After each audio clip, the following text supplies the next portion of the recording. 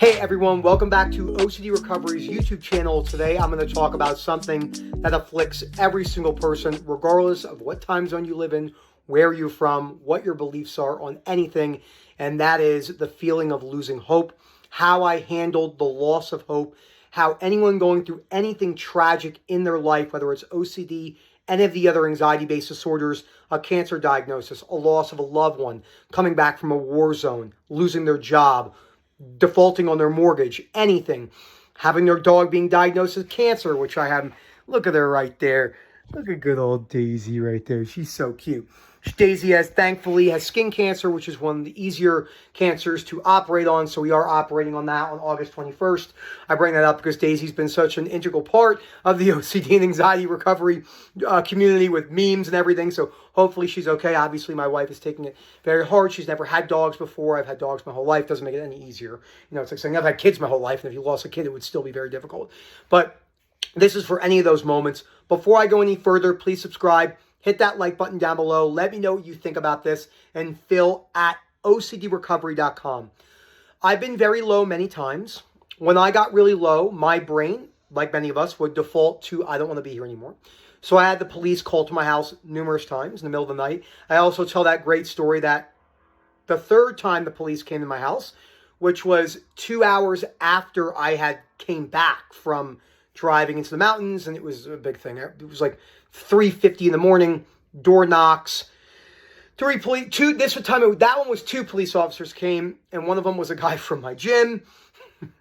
I love the story, and he's like, walks in, big, massive juice head. He was like, I'm on the stairs, and I was like, hey, man. So, very, very important to realize that in general and talk about how low I was for a very, very long time. So, and it was really, really bad. I was very, very low for a long time. I did not want to be here anymore. Just even thinking about it right there, I got caught in my words because of how low I was. I mean, I wanted to end my life for a very, very long time.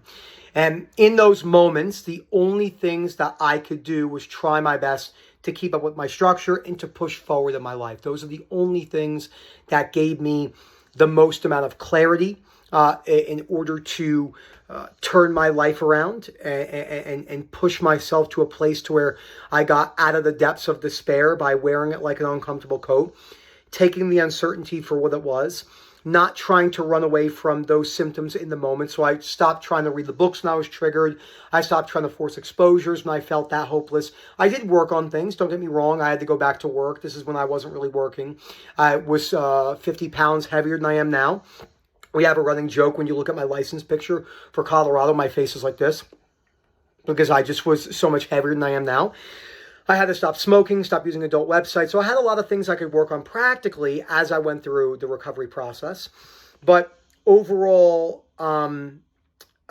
it was, man, it's hard to imagine how you can pull yourself out of those moments when you're that deep in the OCD and anxiety recovery cycle. But it can be done. Again, we all have been there. Most people with chronic OCD have felt very, very hopeless. Now, you can get to where I am today, the recovered state, by putting the work in. Again, if you're compulsively trying to put the work in those moments, that becomes a very big problem. But we just have to realize that there's no better time to have OCD than right now. We know what works. Those things are reading the books on the reading list. I know you hear us talk about that a lot, and it becomes redundant. I understand that. Doing your exposures when necessary. Cutting compulsions and avoidance behaviors like your life depends on it. A lot of the compulsions I cut took about 3 years or more to cut all of them. I was very stubborn. I did not want to let them go. Sensory motor compulsions, primarily decreasing avoidance behaviors, went within a year or two. I lingered on with body dysmorphia for 3+ years because I attached that to my identity. I didn't attach sensory motor to my identity, which I don't think most people do. But most people attach the way they look to their identity and their accolades in their life, their money, everything in their life like that. So that's a very important thing. And I just had to realize that I have a disorder. That was a big one too. Unconditional life acceptance. That took time. Accepting that I actually have a disorder of the brain and that it's not something like the flu that just goes away. Even in the recovered state, it could come back at any moment. The chances of that are much lower because my beliefs are sound and my behaviors are good, but it doesn't mean it couldn't come back in the moment. And What's the most important thing to probably remember is if you're in the WhatsApp groups, or if you want to come to a webinar or a one-to-one coaching call that gets you into the WhatsApp groups, which is a service that's incredible. I always say that the amount of content that goes into that does not go on TikTok, social media, YouTube. It's just for the people in the WhatsApp group. I've never seen a service like this before. It's extremely important. I mean, I put, 15, 20 articles a month in there myself, numerous voice notes, everything along those lines. And you have a support system of people behind you, and if you're in a really, really dark place, come to your WhatsApp group. Some of these groups have 130 people in them. The other ones are average around 90 to 110, people from all over the world, different backgrounds, different cultures, all with OCD trying to get better. And you can come in there and you could talk about your problems. Yeah, sure, you'll probably vent at the time, but I mean, if you're going to do compulsions more than likely, again, if you're in the beginning or moderate part of the journey, I mean, the chance of that happening are high. At least coming in there and telling people how you're doing so we could support you and give you good advice. Some people's families don't support them, which is unfortunate, etc. But, getting ourselves to a place to where we can accept these realities of life, okay? And get ourselves to a place to where we can handle having relapses. That's a big one too. I got to a place, you have to have many relapses in order to break down fear. I always have a running joke and say, no one really understands the fear of being stuck forever until you've gotten a lot better, and then you spiral into one of your worst moments. That last 2, 3, 4, 5, 6 months, I've had this happen a few times. I was doing really, really, really good throughout 2021. And then I had a big relapse in the beginning of January of 22, and my OCD spiked for quite a long time. I still was working. I still was doing things. I still was starting to do a lot more coaching calls. And I just knew the reality of it. And I had all the doubts. Should I be doing this? Oh my God, look at me giving advice. And I'm actually having a spike and all the same stuff, feeling like a fraud. So those things are going to happen. And again, in the deepest, darkest moments of despair, reaching out for support in the groups, reaching out to the OC community. Our parents and our family members might not understand. I mean, my family did not understand. My wife did not understand. She understands more now, but she couldn't understand because I was this outgoing, eccentric, exuberant human who went to this shell of a person and no longer was himself anymore. Who is this kid? What happened to my husband?